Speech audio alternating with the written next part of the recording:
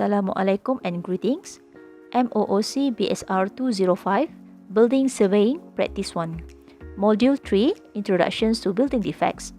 Topic 3.2 Types of Building Defects 1 Structural Elements, presented by Suryani Nga Abdul Wahab.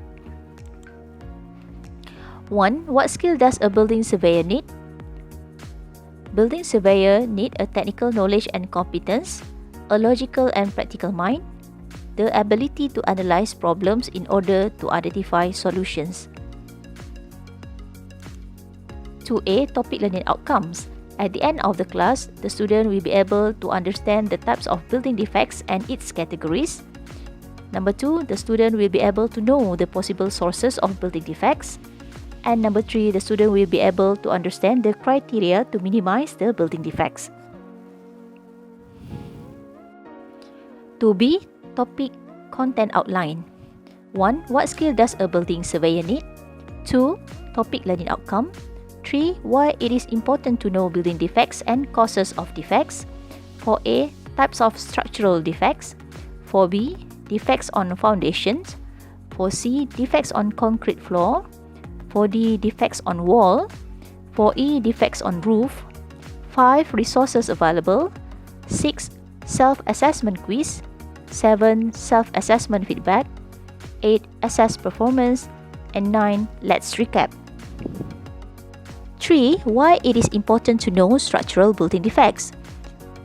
To overcome consequences of building defects, and it can be summarized such as building collapse, material wastage, loss of prestige of the owner, loss of lives, loss of the building's aesthetic values, increase in the cost of maintenance, shortage of manpower, loss of money invested, and etc. Here is a YouTube link to see the importance of why we need to know structural building defects. 4A. Types of structural defects. What is structural elements and what is structural defects? Structural elements are those needed to carry the loads. Example of structural elements are roof, beam, column, wall, floor slab, and staircase. Structural defect defined as a fault or deviations from the intended structural performance of a building elements. Structural defects in building can be categorized as defects at the foundations, or we can call it as substructure. Defects at the floor and slabs, defects at the walls, and defects at the roof. This element we can call as superstructure. 4B. Defects on foundation. Sinking and settlement of the foundation. How it happened?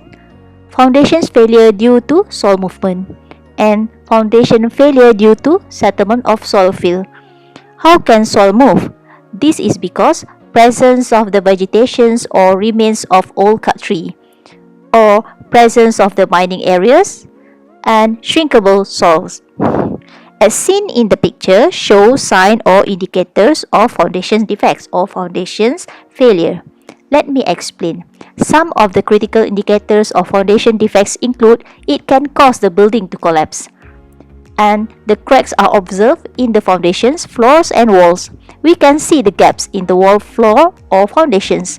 The occurrence of standing water surrounding the foundations, the occurrence of wet crawl spaces, the occurrence of uneven flooring and sometimes windows and doors not closing properly, and widening gaps between the pavement and garage door.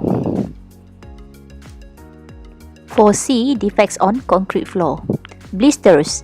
As seen in the pictures, it forms when bubbles or entraps air gets stuck underneath an already sealed surface and produce bumps of varying size. These defects are typically identified when the concrete slab is being laid and simply requires some alterations to the actual concrete mix in order to prevent more blisters from appearing. 4C. Defects on concrete floor. 2. Cracking. As seen in the picture, some common causes of cracking include thermal contraction, subgrade settlement, drying shrinkage, external or internal restraint to shortening, and applied loads. Number 3 is surface scaling. As seen in the pictures, it occurs when a thin layer of the concrete surface flakes or scales from the concrete element. Scaling is indicative of poor air void characteristic of the concrete. This form of deterioration is detected.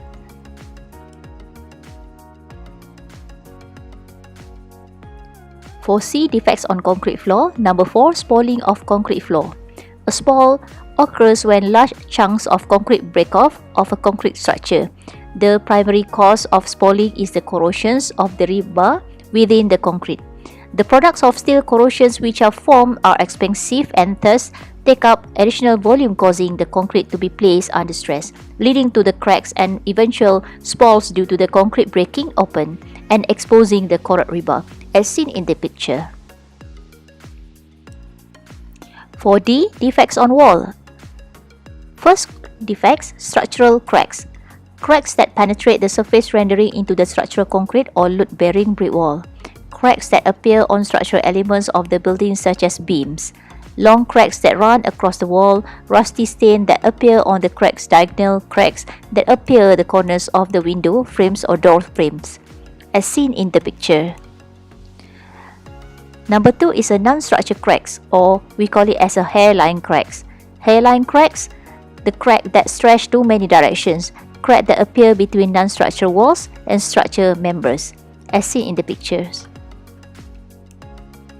For D, defects on wall. Number 3, spalling of concrete. Stains of water or rust are found on the surface or there is seepage of water. Cracks appear and spalling of rendering or spalling of tiles. The surface bulges and large pieces of concrete peel off, exposing the rusty steel bars, as you can see in the pictures. For D, defects on wall. Number 4, bulging, bowing or leaning. It lacks of adequate bracing, which allows formwork to bow out at points that are unsupported, as you can see in the pictures. Defects number 5, defective external wall finishes. Sometimes we can see the bonding of finishes or the bonding of the tiles from the wall, resulting in hollow sound when tapped with a hammer. Sometimes we can see the cracking of the wall surface and bulging with the hollow base, the plaster falling off, or sometimes the loosening of the finishing, as we can see in the pictures. For D, defects on wall. Number 6, blistering of plastered surface. As you can see in the picture, blistering of the plaster surface occurs when small patches swell out beyond the plane of the plastered surface. Blistering is seen in case of plastered surface inside the buildings. Number 7, cracks in plastering. As you can see in the pictures, the cracks are formed on the plastered surface. These cracks can be hairline cracks, which are difficult to notice, or it can be wide cracks, which are easily seen. The development of the fine crack is known as crazing. Number 8 is efflorescence on plastered surface.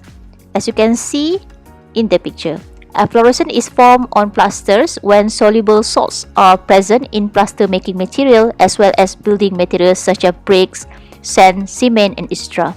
Even water used in the construction works may contain soluble salts. For D, defects on wall. As you can see here, all the defects pictures. Number 9, flaking. The formations of a very small loose mass on the plastered surface is known as flaking, and it is mainly due to bond failure between successive coats of plaster. Number 10, peeling. The plaster from some portions of the surface comes off and a patch is formed. Such formation is termed as peeling, and it is mainly due to bond failure between successive coats of plaster. 11, popping. Sometimes the plaster mix contains particles which expand on being set. A conical hole in plastered surface is formed in front of the particle. This conical hole is called as blow or pop. Number 12, uneven plaster surface. Uneven surface defect becomes prominent only due to poor workmanship of the plastering work. Number 13, rust stains on plastered surface. Rust stains are sometimes seen on the plastered surface, especially when plaster is applied on metal lath. 4E, defects on roof. As you can see, here is the example of the defects on roof. The first is roof leaks. It's probably the single most common roofing problem facing by the homeowners. From crack flashing, which is those thin weatherproof pieces of the metal that are designed to keep water out, to broken shingles, tiles or slate, there are nearly as many causes as there are roofs. Most commonly, roof leaks have a tendency to occur near the chimney, or under the damaged shingles, or at flashing points, or at around gutters, at skylight, close to vents and pipes, and also in low spots or valleys. Number 2, pool water or water ponding. There are standing more than 48 hours of water, though it may cause problems before that time has lapsed.